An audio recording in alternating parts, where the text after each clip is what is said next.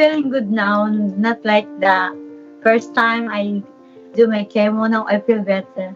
So we're at the end of week 3 for an 8-week course. And because of the advanced nature of the cancer, they're doing chemotherapy and radiation at the same time. So Baby Jane goes to the hospital 5 days a week for radiotherapy, and then every Thursday there's chemotherapy.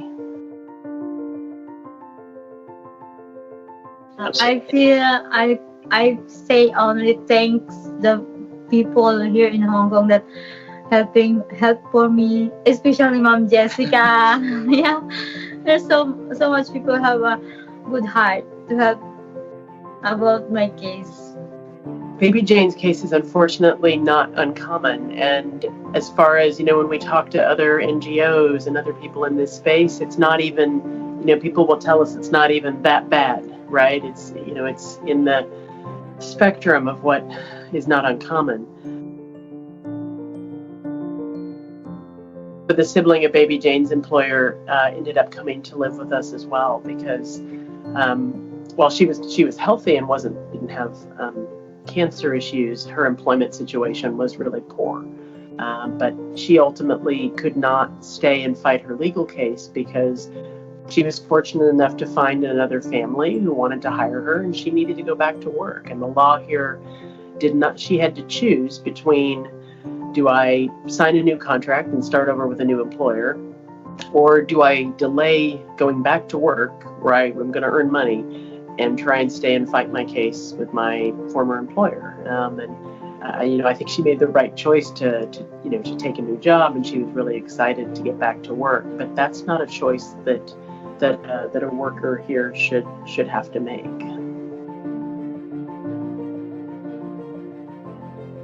Legally, there's a two-pronged approach. So Labor Tribunal in Hong Kong is going to address issues like the wages that have not yet been paid. Baby Jane's owed about 6 weeks worth of wages.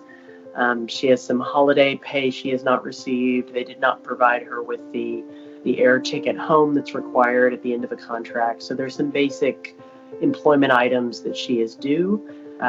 Labor Tribunal will also address the wrongful termination, and she's seeking damages as a result of that.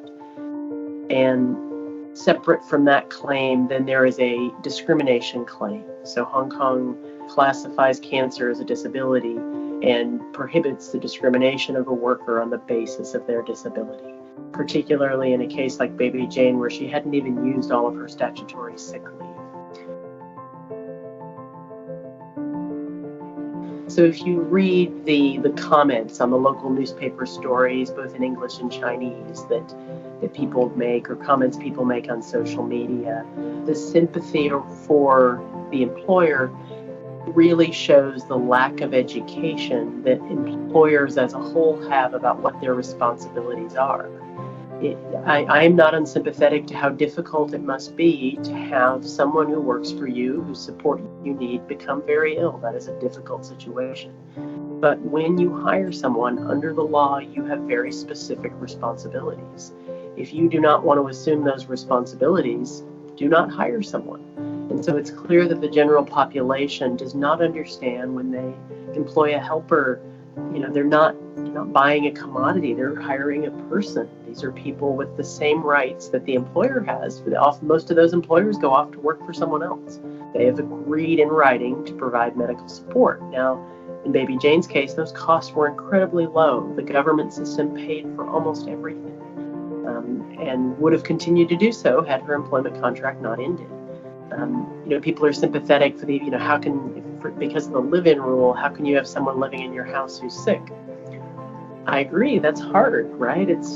But that is the choice you make. No one forces you to hire an employee. And it's really ironic, because if you ask those same people who are supportive of the employer in this situation about their own employment rights, most people are hiring a helper to allow themselves to go into the workforce.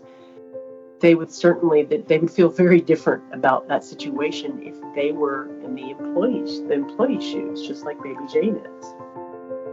There's really a lack of education here, and we hear it from the way some of your friends are treated, and the stories we hear from other helpers. There is a misconception somehow that helpers are a right that people have, or that they're a commodity. But the reality is they're an incredibly important part of Hong Kong's labor force. They're an incredibly important part of the economy.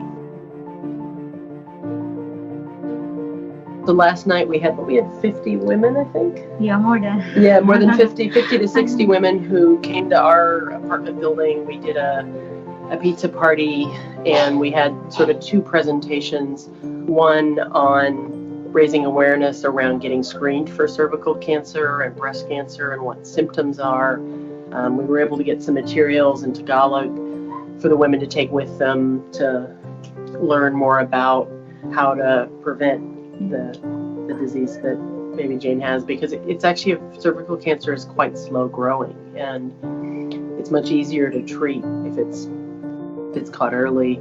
We also did a presentation on financial wellness, because often what does trap migrant workers are financial problems. They get into debt. They're hired by a bad agency that tries to charge them huge fees, and it means they can't leave bad employment situations because they're in financially in a bad position.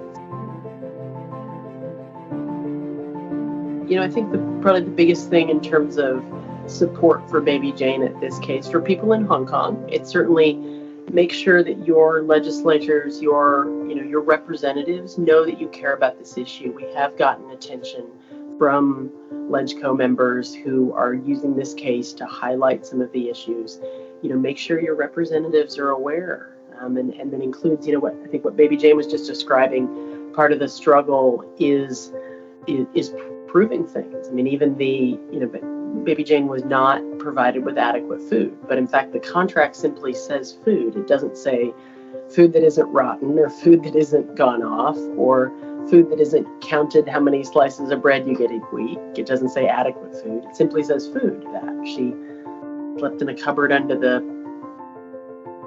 stairs. The employer is now saying that she chose to sleep there. Yeah. She could have slept in a bed that they had, but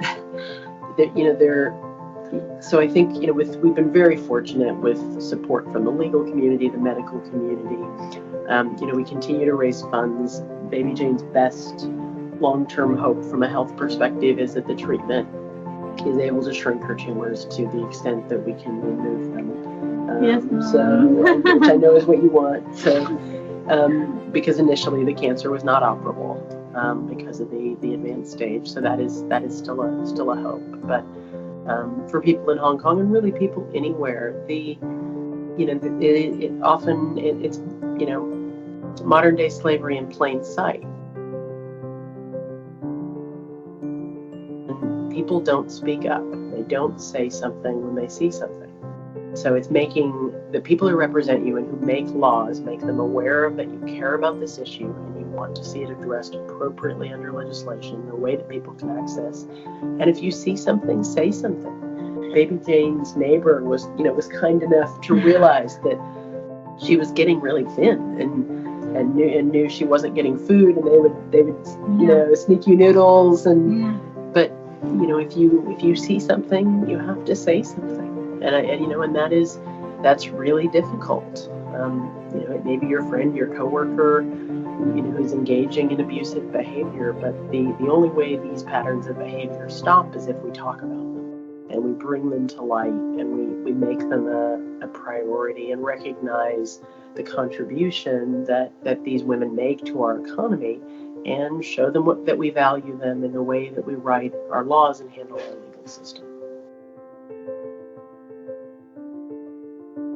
I want to say thank you for Mom Jessica and the people that is still helping me, even they don't know me. I say only thank you. Yes.